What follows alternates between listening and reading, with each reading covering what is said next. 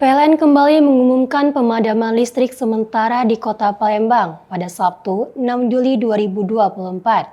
Pemadaman ini dijadwalkan akan berlangsung selama 3 jam mulai pukul 9.00 hingga 12.00 waktu Indonesia Barat sebagai bagian dari upaya pemeliharaan jaringan listrik.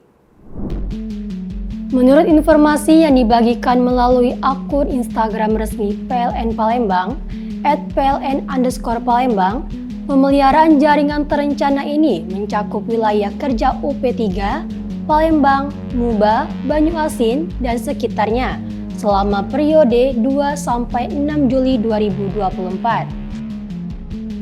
Pemadaman listrik ini diharapkan dapat membantu PLN dalam meningkatkan kualitas pelayanan dan keandalan jaringan listrik di wilayah Palembang dan sekitarnya.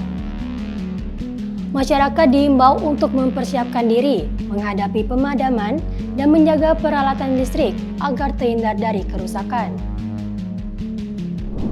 PLN juga mengucapkan terima kasih atas pengertian dan dukungan dari masyarakat selama proses pemeliharaan ini berlangsung.